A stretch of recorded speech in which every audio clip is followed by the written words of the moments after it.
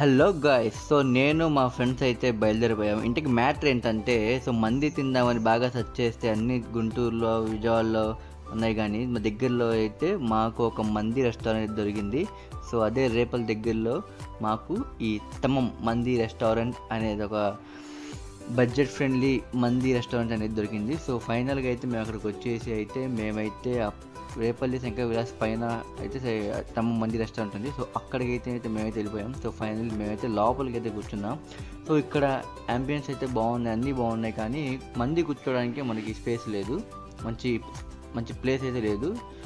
So ఫైనల్గా అయితే మేము ఆర్డర్ చేసిన తందూరి చికెన్ అయితే వచ్చేసింది. అండ్ దాని తర్వాత అయితే ఆల్ మిక్స్ మంది అయితే వచ్చేసింది అనమాట.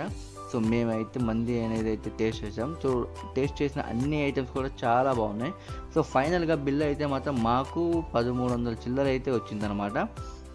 సో మేము చూడండి ఎంత తినేసాము. సో ఫైనల్గా తిన్న తర్వాత సో మేమైతే బయటికి అయితే వచ్చేసాం. సో బయటకు వచ్చిన తర్వాత థమ్స్అప్, కూల్ డ్రింక్ ఏదో తాగాలి కానీ. సో మేము పక్కన, సో ఆ హోటల్ పక్కనే ఒక పాన్ షాప్ ఉంటే ఆ పాన్ షాప్ దగ్గరికి వెళ్ళి అయితే సో మేము ముగ్గురం ఒక స్వీట్ కిల్లీ అయితే తీసుకున్నాం.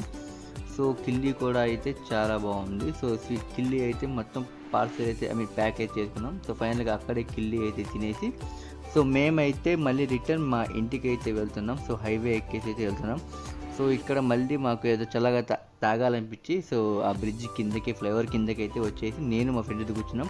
సో మా ఇంకో ఫ్రెండ్ అయితే చల్లగా ఏదో ఒకటి తీసుకొస్తా అని చెప్పి అయితే బండి తీసుకున్నాం. సో అప్పటికే రేపటి నుంచి అయితే మన ట్రైన్ అయితే వెళ్తుందన్నమాట.